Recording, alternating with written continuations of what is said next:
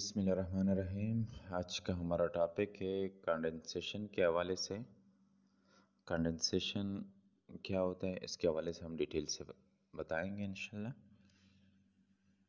यहाँ पे कह रहे हैं कि large organic molecule are called macromolecule. Previous वाले लेक्चर में हमने ऑलरेडी पहले पढ़ा हुआ है कि जब लार्ज ऑर्गेनिक मॉलिक्यूल बनते तो उसको हम क्या कहते हैं, मैक्रोमॉलिक्यूल। और ऑर्गेनिक मॉलिक्यूल जब बनते हैं वो किस चीज़ से बनते हैं, वो कार्बन के चेन से।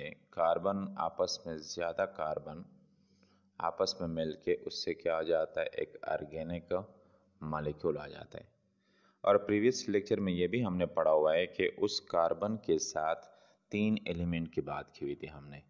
या तो हाइड्रोजन की बात की हुई थी हमने, या तो फिर ऑक्सीजन की बात की हुई थी, या फिर नाइट्रोजन की बात की हुई थी कि या तो बॉन्ड बनता है किसके साथ, हाइड्रोजन के साथ, या ऑक्सीजन के साथ, या नाइट्रोजन के साथ। तो इससे जो मॉलिक्यूल आपके पास या कंपाउंड आपके पास आ जाता है उसको हम क्या कहते हैं, ऑर्गेनिक मॉलिक्यूल। लेकिन जब बड़ा हो, मतलब क्या है कि इसमें कार्बन जो है 4 से भी ज़्यादा हो, 8 हो, 16 हो, 17 हो, इस तरह, तो उस मॉलिक्यूल को फिर हम क्या कहते हैं, मैक्रो। मैक्रो का पहले समझाया कि मैक्रो का मतलब क्या होता है, लार्ज। क्या मतलब होता है, लार्ज। और उसके मुकाबले में आपको माइक्रो का बताया हुआ था कि माइक्रो का मतलब क्या होता है, स्मॉल। तो उस मैक्रो मॉलिक्यूल का दूसरा नाम क्या होता है, पॉलीमर। क्या नाम होता है, पॉली। पॉली का मतलब क्या होता है, पॉली का मतलब होता है मैनी। जब मोनोमर का मतलब क्या होता है, यूनिट। जब ज़्यादा यूनिट आपस में मिल जाए, ठीक है। तो ये ज़्यादा यूनिट है, एक कार्बन का यूनिट है, दूसरा यूनिट है, तीसरा यूनिट है और चौथा यूनिट है। तो इसको हम क्या कहते हैं, पॉलीमर। मेनी यूनिट आपस में मिले होते हैं, ठीक है। These are form of particular type of small organic molecule or subunit called monomer। और ये जो पॉलीमर बनता है, ये बड़ा सा मॉलिक्यूल जो बनता है, मैक्रो मॉलिक्यूल जो बनता है, ये किस चीज़ का बना होता है, form of particular type of. Particular का मतलब क्या होता है, एक खास किस्म के छोटे ऑर्गेनिक मॉलिक्यूल से। ये देखो, ये छोटे छोटे 1 2 3 4 छोटे ऑर्गेनिक मॉलिक्यूल से ये क्या होता है, बना होता है। सब यूनिट, छोटे छोटे यूनिट से। एक होता है यूनिट बड़ा, और उसका फिर उसके अंदर क्या होता है, सब यूनिट होता है। जिस तरह हमारे पास क्या हो, फॉर एग्जांपल 1 हो, क्या हो हमारे पास हो 1, और उस 1 में फिर क्या हो हमारे पास, इस तरह रोमन 1A, इस तरह ये सब यूनिट है उसका, ठीक है। तो उन सब यूनिट को जो छोटे छोटे होते हैं उसको हम क्या नाम देते हैं, उनको हम क्या कहते हैं, मोनोमर। मोनो का मतलब क्या होता है, सिंगल, ठीक है। पॉली का मतलब क्या हुआ, मैनी। और ये मोनो का मतलब क्या हुआ, 1, जो 1 यूनिट होते हैं। Two monomer join together when a hydroxyl group is removed from one monomer and a hydrogen group is removed from another।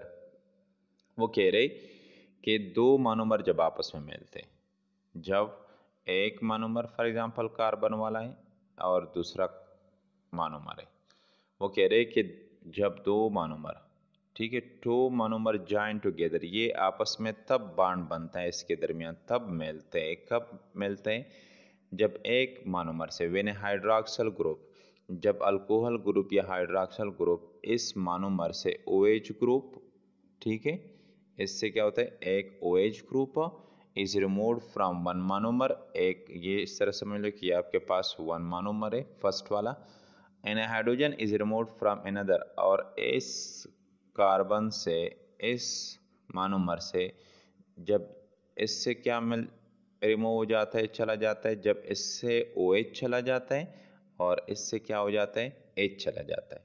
अब यहाँ पे ये क्यों कह रहे हैं, ये इसलिए कह रहे हैं कि जब इस कार्बन से OH चला जाता है और इससे H चला जाता है तो इसके पास फ्री इलेक्ट्रॉन रह जाते हैं, और वो फ्री इलेक्ट्रॉन आपस में क्या कर लेते हैं, इसके फ्री इलेक्ट्रॉन और उसके फ्री इलेक्ट्रॉन जो होते हैं वो क्या बनाते हैं, वो बॉन्ड बनाते हैं। क्या बनाते हैं, बॉन्ड बनाते हैं। और उस बॉन्ड की वजह से फिर क्या होता है, आगे ये मोनोमर के बजाय क्या बन जाता है, टू मोनोमर आ जाते हैं इस तरह, मतलब पॉलीमर की तरफ रास्ता स्टार्ट हो जाता है। This is called condensation. इस प्रोसेस को हम क्या कहते हैं, कंडेंसेशन का प्रोसेस कहते हैं। कंडेंस होना, साथ आ जाना। फॉर एग्जांपल ये आपके पास एक कार्बन है, इसके साथ क्या है, OH है, ठीक है। बाकी बेस के साथ हाइड्रोजन वगैरह मौजूद होता है। अगर ग्लूकोज का फॉर्म हो फॉर एग्जांपल, या दूसरा फॉर्म आपके पास हो, एग्जांपल फॉर एग्जांपल आप ले सकते हो इस तरह।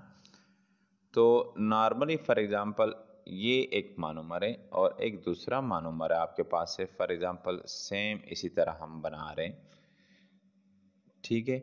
अब ये दो मोनोमर है, अब ये अलग अलग है, लेकिन जब ये आपस में नज़दीक आते, अगर इन केस ये बॉन्ड बना रहे हो, अगर आपस में बॉन्ड इसने बनाना हो, तो उस बॉन्ड बनाने के लिए उसने क्या करना होगा, इससे OH निकलना होगा, OH चला जाएगा इससे, और इससे क्या निकलना होगा, इससे कौन सी चीज़ चली जाएगी, H चला जाएगा।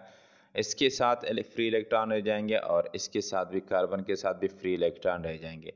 तो तब ये क्या कर सकता है, एक दूसरे के साथ बॉन्ड बना सकता है। तो ये पूरा प्रोसेस जिसमें OH और H निकल के ये दोनों आपस में बॉन्ड बना लेते हैं, तो ये कंडेंस हो जाते हैं, नज़दीक साथ आ जाते हैं, छोटे हो जाते हैं इस तरह। छोटे का मतलब ये नहीं होता, छोटे का मतलब कुछ चीज़ें जब कम हो जाती है, कंडेंस, ठीक है। ये OH और H निकल गया तो ये फिर क्या हो जाता है हमारे पास, इस प्रोसेस को हम क्या कहते हैं, कंडेंसेशन का नाम दे देते हैं, ठीक है। तो नेक्स्ट कह रहे कि कंडेंसेशन रिएक्शन कहते हैं, या दूसरे लफ्ज़ में क्या कहते हैं, डिहाइड्रेशन। वर्ड इस्तेमाल हुआ है डिहाइड्रेशन। क्या इस्तेमाल हुआ है, डिहाइड्रेशन। डिहाइड्रेशन देखो वाटर के साथ आया हुआ है। डिहाइड्रेशन नॉर्मली गर्मियों के मौसम में आपने सुना होगा कि आप डिहाइड्रेटेड हो गए हो, मतलब क्या है, आपके बॉडी से वाटर की लॉस ज़्यादा हुई है, आपके बॉडी से वाटर ज़्यादा चला गया है पसीने की शक्ल में या किसी दूसरे की शक्ल में। तो इस प्रोसेस को हम क्या कहते हैं, डिहाइड्रेशन। क्योंकि एक कार्बन और दूसरे कार्बन से जब हमारे पास क्या निकलता है, एक कार्बन से आपके पास क्या निकल गया, OH, और दूसरे से क्या निकल गया, H निकल गया। तो नॉर्मली देखो H2O का जो फार्मूला आपके पास होता है, H2O, दो हाइड्रोजन और एक ऑक्सीजन, ये एक हाइड्रोजन हो गया, ये दूसरा हाइड्रोजन, और ये ऑक्सीजन। तो इसलिए इसको हम क्या कहते हैं, डिहाइड्रेशन भी कहते हैं। कंडेंसेशन रिएक्शन को दूसरा नाम क्या है, डिहाइड्रेशन भी कहते हैं। In the process water molecule is removed. इसी तरीके में वाटर का मॉलिक्यूल जो होता है, H2O का मॉलिक्यूल क्या हो जाता है, रिमूव हो जाता है, चला जाता है। फॉर एग्जांपल, एक एग्जांपल आपको दे रहे हैं कि एक ग्लूकोज है, उसी ग्लूकोज के साथ क्या मिला है, दूसरा ग्लूकोज, फिर तीसरा ग्लूकोज, प्लस इस तरह डॉट डॉट फर्दर ग्लूकोज, ज़्यादा ग्लूकोज मिले हुए। अब उन ग्लूकोज से आपके पास क्या आया हुआ है, स्टार्च आया हुआ है। ये स्टार्च जो है ये पॉलीमर है, ये बड़ा मॉलिक्यूल है, ये छोटे छोटे, ये क्या है, ये छोटे छोटे हैं और ये बड़ा है।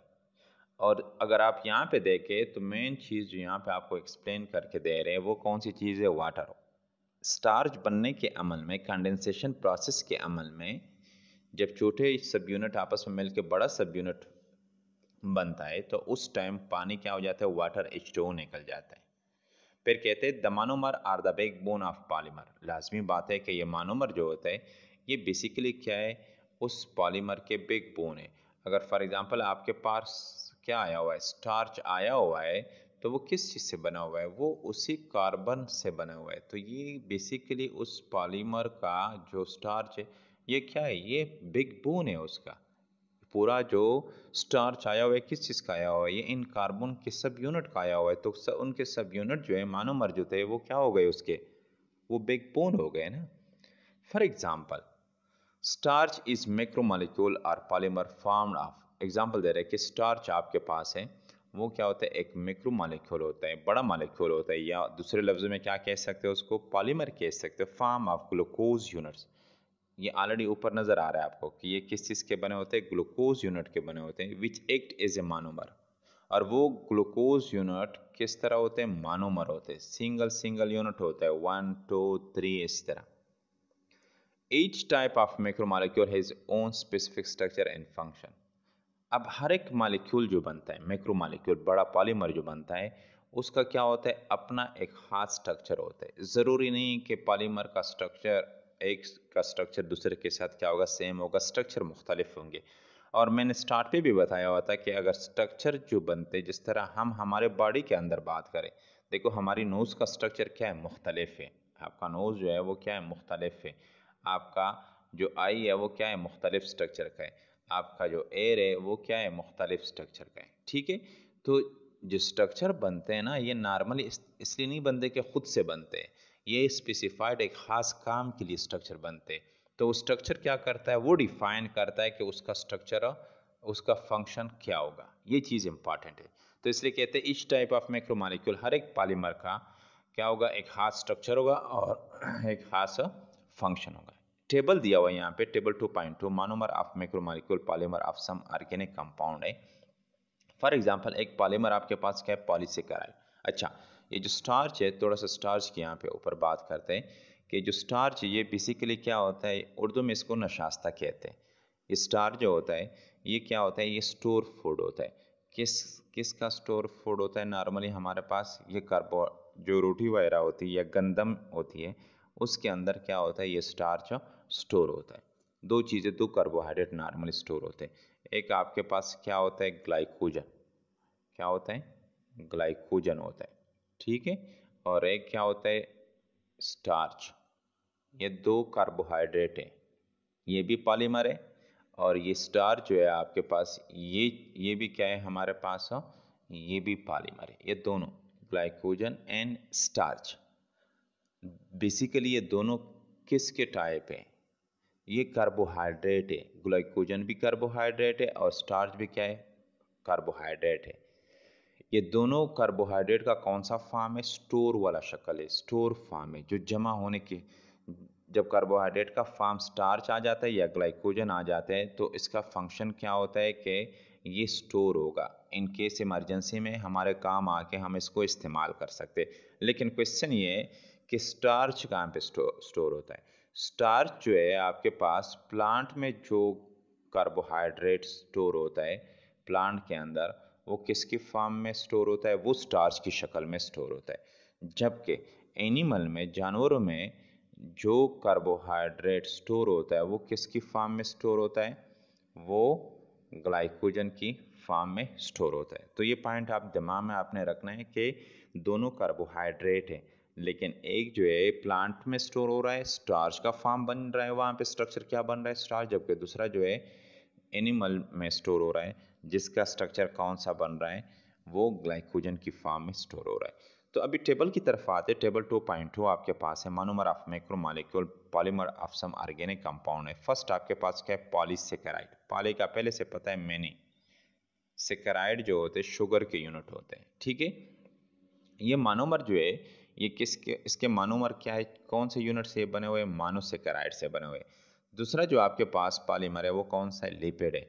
ये किस चीज़ से बना हुआ है, इसके जो यूनिट है मोनोमर जिससे बना हुआ है, एक ग्लाइसरोल और साथ साथ फैटी एसिड से मिलके बना होता है। उसके बाद प्रोटीन है। प्रोटीन के कौन से, पहले से बताया हुआ है, छोटे छोटे यूनिट आपके पास किसके होते हैं, अमाइनो एसिड के होते हैं, उससे बने होते हैं। तो प्रोटीन के मोनोमर क्या हो गए, छोटे यूनिट जो होते हैं अमाइनो एसिड हो गए। न्यूक्लिक एसिड है, न्यूक्लिक एसिड के छोटे यूनिट क्या है हमारे पास, न्यूक्लियोटाइड है। तो न्यूक्लिक एसिड के न्यूक्लियोटाइड हो गए, प्रोटीन के अमाइनो एसिड, लिपिड के क्या हो गए, ग्लाइसरोल एंड फैटी एसिड, और पॉलीसेकेराइड के आपके पास क्या हो गए, जो मोनोसेकेराइड है उससे ये मिलकर बना होता है। तो मतलब क्या है कि एक मोनोसेकेराइड, दूसरा, तीसरा, चौथा, और इससे फिर क्या बनेगा, पॉलीसेकेराइड। लिपिड में भी इस तरह ग्लाइसरोल फैटी एसिड आपस में मिल रहे, glycerol fatty acid, glycerol fatty acid, इससे फिर आपके पास क्या आता है, लिपिड आता है। प्रोटीन में क्या होते हैं, अमाइनो एसिड आपके पास 1 2 3 4 5 6, कभी हज़ारों में होते, कभी सैकड़ों में होते, तो उससे क्या आता है हमारे पास, प्रोटीन आता है। न्यूक्लिक एसिड में भी हमारे पास न्यूक्लियोटाइड आपस में मिलकर उससे क्या बनते हैं, उससे हमारे पास न्यूक्लिक एसिड बन जाता है। ठीक है, उम्मीद है कि आपको टॉपिक की समझ आई होगी इंशाल्लाह। ओके, अल्लाह हाफ़िज़।